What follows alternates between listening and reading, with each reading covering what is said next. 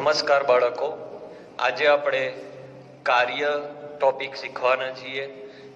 2020-2021માં આ topic delete કરેલો છે સિલેબસ પૂરતો, આ વર્ષ પૂરતો, પણ આપણે ચલાવીશું.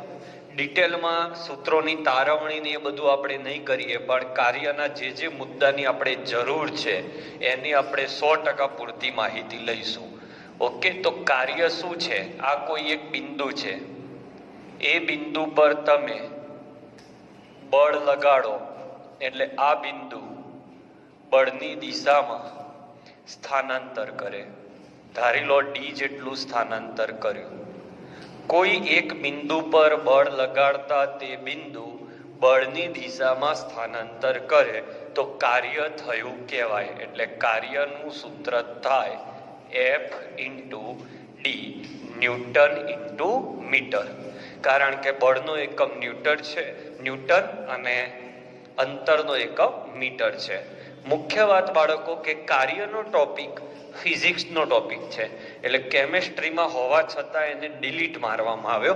એનું એક કારણ આ પણ છે. તો કાર્યની આ માહિતી મળી ગઈ.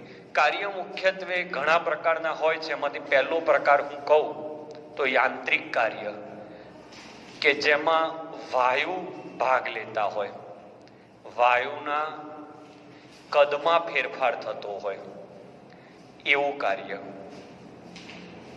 ઓકે, અચળ દબાણે વાયુના કદમાં ફેરફાર થાય. જેમ કે આ પિસ્ટન લો, બરાબર, આ પિસ્ટન તમારા મોઢે નથી કરવાનું, ખાલી સમજવા. પિસ્ટન આ એક એવું યંત્ર છે જે અંદર ભરેલા વાયુને, આ વાયુનું કદ છે. હવે અત્યારે આની વાયુની લંબાઈ L છે. હવે હું આને દબાવું પિસ્ટનને, તો પિસ્ટનને દબાવું એટલે વાયુ પણ દબે. ઓકે, તો અહીંયા તમારે કદ V2 થયું. તો આ થયું કહેવાય યાંત્રિક કાર્ય. વાયુના કદમાં ફેરફાર થાય એને યાંત્રિક કાર્ય કહેવાય. ઓકે, યાંત્રિક કાર્ય. પોઈન્ટ નંબર 2, વિદ્યુત કાર્ય. વિદ્યુત કાર્ય એ પ્લસ અને માઇનસ આયનો વડે થતું કાર્ય છે. આપણે બધું કામમાં નથી આવવાનું, પણ બુકમાં છે એટલે હું બહુ જ સિમ્પલ એન્ડ સોબર તરીકે, અને તમને કોઈ જ લેવલનું નુકસાન ના જાય એને ધ્યાનમાં રાખીને ટોપિક શીખવાડું છું. ધનાયન અને ઋણાયન વડે થતું કાર્ય એટલે વિદ્યુત કાર્ય. એ કાર્યનું સૂત્ર છે માઇનસ NF E0 સેલ. 12મા ધોરણમાં આના 10 દાખલા છે આ સૂત્રના, જ્યાં n બરાબર, n નું મૂલ્ય n બરાબર ભાગ લેતા, પ્રક્રિયામાં ભાગ લેતા ઇલેક્ટ્રોનની સંખ્યા. બરાબર. યાંત્રિક કાર્યનું સૂત્ર બહુ સહેલું છે, minus P delta V. Minus એટલા માટે કે કદમાં ઘટાડો થતો હોય તો આ માઇનસ આવે, તો માઇનસ માઇનસ પ્લસ થઈ જાય. ઓકે, ત્રીજું કાર્ય છે એ ગુરુત્વાકર્ષી કાર્ય. ઓકે, આમાં એક પોઈન્ટ રહી ગયો. F એટલે શું? તો ફેરાડે અચળાંક. બરાબર, આનું મૂલ્ય આપણે યાદ રાખવાનું છે, અત્યારે નહીં પણ કામમાં આવશે. 96,500 કુલોમ્બ. અને E0 સેલ એટલે જે કોષમાં પ્રક્રિયા થતી હોય તે કોષનો પોટેન્શિયલ, એટલે કોષ પોટેન્શિયલ. ઓકે, હવે અહીંયા આવશે ગુરુત્વાકર્ષી કાર્ય. તો ગુરુત્વાકર્ષી કાર્યનું સૂત્ર છે W બરાબર mgh. m એટલે જે તે પદાર્થનું દળ, g એટલે ગુરુત્વ પ્રવેગ અને h એટલે હાઈટ, ઊંચાઈ. ઓકે, તો આપણે આ ત્રણમાંથી કામમાં આવશે આ અને આ. ઓકે, આનું કામ પણ 11માના ફિઝિક્સમાં વધારે છે, આનું 12માના કેમેસ્ટ્રીમાં વધારે છે. તો હું થોડું આના પર વાત કરું છું. આપણી બુકમાં આના પર હાલ કશું વધારે આપ્યું નથી. તો રેડી થઈ જાઓ યાંત્રિક કાર્યના જુદા જુદા કન્ડિશનમાં જુદા જુદા સૂત્રો શીખવા માટે. સ્ક્રીનશોટ લઈ લો પહેલા તો. હવે કાર્યની જુદી જુદી કન્ડિશન. જો કોઈ પ્રક્રિયા એક જ તબક્કામાં થતી હોય, મતલબ આ રીતે કે અહીંયા V1 હોય અને અહીંયા V2 હોય, અહીંયાથી અહીંયા આ રીતે પહોંચે, સીધો અહીંયાથી અહીંયા એક જ તબક્કામાં પહોંચી જાય, તો આ જે ક્ષેત્રફળ ઘેરાયું એ ક્ષેત્રફળ જેટલું કાર્ય થાય. કાર્ય બરાબર ઘેરાયેલું ક્ષેત્રફળ. અને ક્ષેત્રફળના સૂત્રો 10માં આવેલા છે, આપણે પૂછાશે નહીં, આ તો ખાલી શીખવાડું છું કે કોઈ એક પ્રક્રિયા V1 થી ચાલુ થાય ને સીધી V2 પર આવીને અટકી જાય તો આ દરમિયાન થયેલું કાર્ય, એક જ તબક્કામાં પ્રક્રિયા પૂરી થતી હોય તો આ દરમિયાન થયેલું કાર્યનું સૂત્ર છે -P ડેલ્ટા V. એકમ જૂલ લઈ શકાય, પણ આનો એકમ એટમોસ્ફિયર હોય દબાણનો, ડેલ્ટા V નો એકમ લીટર હોય. તો રીત નંબર 1 યાદ રાખજો, એક એટમોસ્ફિયર લીટર, 1 લીટર વાતાવરણ બરાબર 101.32 જૂલ. એટલે જૂલમાં કન્વર્ટ કરવો હોય આ જવાબને તો 101.32 વડે ગુણવાના. તો રીત નંબર 1, જો પ્રણાલી એક જ તબક્કામાં પોતાનું કાર્ય પૂરું કરતી હોય તો આ સૂત્ર આવે. પોઈન્ટ નંબર 2, જો એક જ પ્રણાલી એકથી વધુ તબક્કામાં થતી હોય, તબક્કામાં થાય તો તે દરેક તબક્કાના કાર્યનો સરવાળો કરવાનો. ઓકે, જેમ કે અહીંયા આટલેથી આટલે જે આપણે સીધે પહોંચ્યા હતા એ અલગ અલગ ટુકડામાં પહોંચે. પહેલા અહીંયા પહોંચે તો આનું કાર્ય W1, અહીંયા પહોંચે આનું કાર્ય W2, અહીંયા પહોંચે W3 અને W4. તો આનું સૂત્ર થાય છે W બરાબર માઇનસ સિગ્મા, સિગ્મા એટલે સરવાળો, P ડેલ્ટા V એટલે દરેક P ડેલ્ટા V નો સરવાળો. સિગ્માનો મતલબ થાય સરવાળો. ઓકે, જોતા રહેજો. પોઈન્ટ નંબર 1, એક જ તબક્કામાં પૂરી થતી હોય તો સરવાળાનો કોઈ સવાલ જ નથી, સીધો જવાબ આવી જાય P ડેલ્ટા V.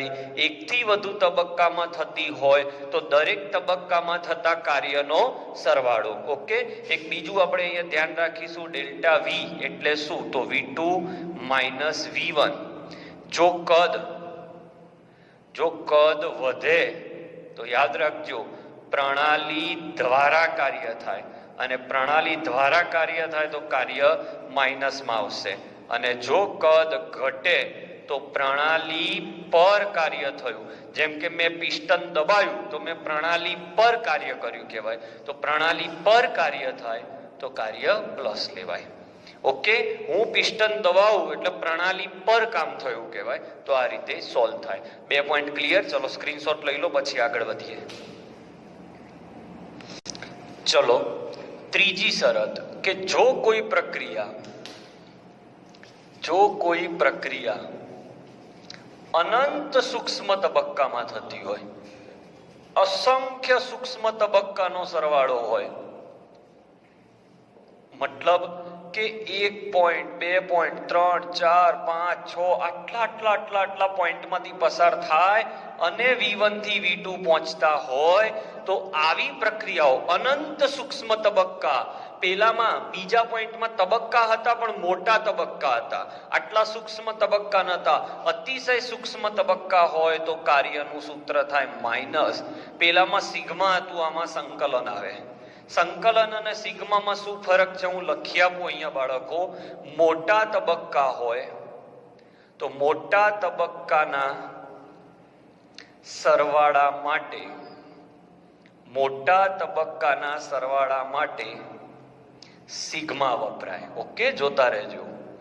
અને અતિ સૂક્ષ્મ તબક્કાઓ માટે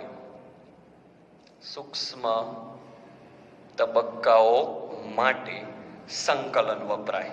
સંકલન અને સિગ્મા એ બંને સરવાળો જ છે, પણ સિગ્મા એ મોટા તબક્કાના સરવાળા છે અને સંકલન જ્યારે તમને સાદો સરવાળો ના ફાવે ત્યારે સંકલનનો ઉપયોગ થાય. આ સંકલનનું ચિહ્ન છે. બહુ મસ્ત કોન્સેપ્ટ છે, તમને મેથ્સ, ફિઝિક્સ બધામાં કામમાં આવશે. સંકલન ક્યાંથી ક્યાં? V1 થી V2 પી ઇન્ટુ ડીવી. જ્યાં ડેલ્ટા વી હતો એ મોટા તબક્કા માટે હતો. મોટા ફેરફારો હોય તો ડેલ્ટા વી લખાય અને ડીવી લખાય જ્યારે સૂક્ષ્મ ફેરફાર હોય. ઓકે, સૂક્ષ્મ ફેરફાર માટે ડીવી લખાય, મોટા ફેરફાર માટે ડેલ્ટા. કયા બે તફાવત આયા? મોટા તફાવત માટે સરવાળો કરવો હોય તો સિગ્મા અને એનો કદ લખાય ડેલ્ટા વી. ઓકે, આની આગળનું સૂત્ર જોઈ લેજો. અને અતિ સૂક્ષ્મ તબક્કા હોય તો એના સિગ્માને બદલે સંકલન લખાય અને સૂક્ષ્મ ફેરફાર માટે ડીવી લખાય. ચલો, પી ઇન્ટુ ડીવી. હવે અહીંયા જે પી ઇન્ટુ ડીવી છે એનું આપણે પી જે છે એને આપણે આવું લખી શકીએ, પીવી બરાબર એનઆરટી. ઓકે, તો પી બરાબર એનઆરટી બાય વી. તો સંકલન ઓફ V1 થી V2 NRT by V into dv. Okay, જોતા રહેજો સ્ટેપ. અહીંયા પીવી બરાબર એનઆરટી વાયુનું સમીકરણ છે, તો કાર્ય બરાબર માઇનસ એનઆરટી બહાર આવી જાય એનું સંકલન ના થાય બાળકો. અને આ જે વધ્યું સંકલન V1 થી V2 ડીવી અને 1/v. વી વધ્યો, 1/v નું સંકલન થાય ln v V1 થી V2. ઓકે, અને V1 થી V2 એટલે અહીંયા લખાશે ln V2 by V1. Okay, અને ln કાઢો એટલે log લાગે. ખાસ વાત તમારા કામમાં આવશે, ln બરાબર 2.303 log એટલે અહીંયા આવશે 2.303 એનઆરટી log ln logમાં ફેરવાઈ ગયો V2 બાય V1. તો શું ફરક છે બાળકો? ત્રણ સૂત્રો શીખવાડ્યા.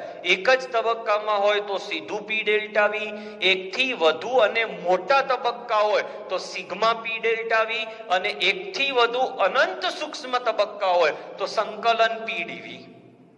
ક્લિયર? 3 પોઈન્ટ. કોઈ જ તબક્કા નથી તો પી ડેલ્ટા વી, તબક્કા છે તો સિગ્મા પી ડેલ્ટા વી, અને અતિ સૂક્ષ્મ તબક્કા છે તો સંકલન પી ડેલ્ટા વી ની જગ્યાએ ડીવી. પછી સંકલન કરી દીધું.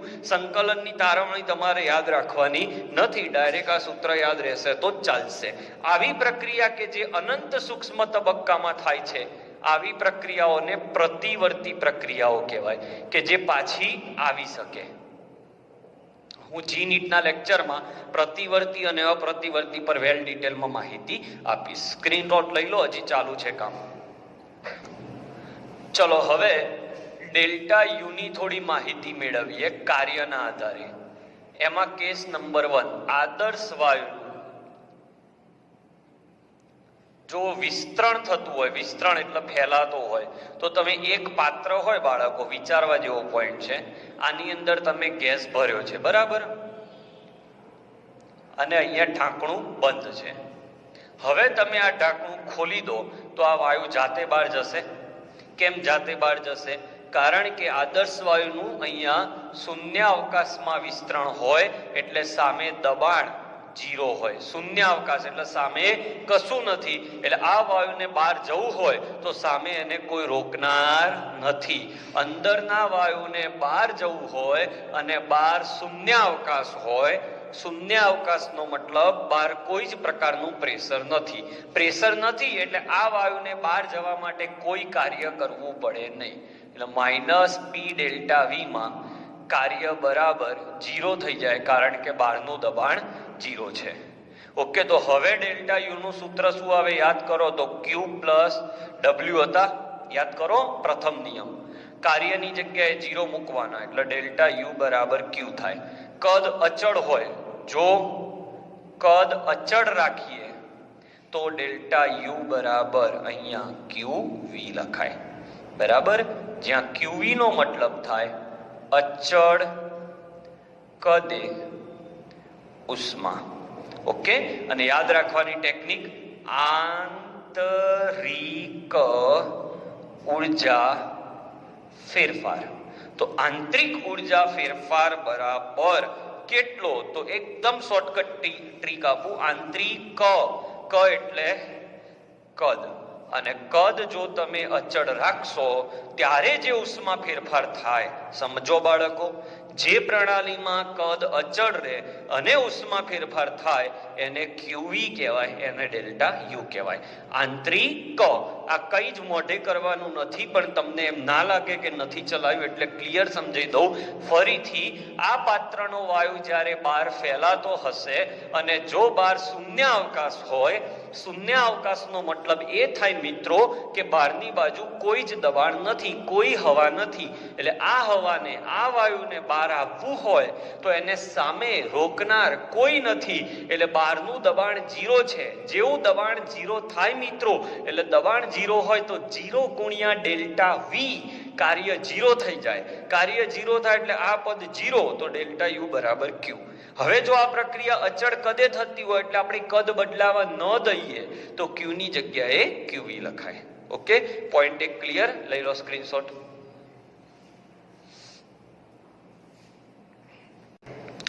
ચલો હવે સમતાપી હોય એટલે તાપમાન નો ફેરફાર 0. તાપમાનનો ફેરફાર 0 હોય તો ઉષ્મા 0 થઈ જાય. કારણ કે ઉષ્મા શું છે મિત્રો?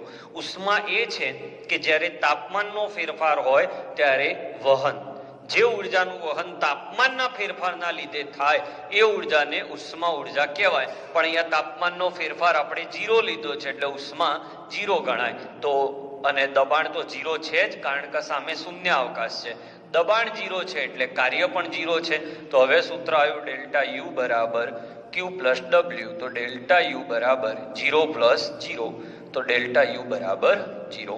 એટલે આદર્શ વાયુનું શૂન્ય અવકાશમાં વિસ્તરણ સમતાપી રીતે થાય તો આ, અને સમોષ્મી રીતે થાય. ઓકે, જેમાં સમોષ્મી પ્રક્રિયાઓ હોય તો સમોષ્મી પ્રક્રિયા માટે જે કાર્ય થાય એને સમોષ્મી કાર્ય કહેવાય.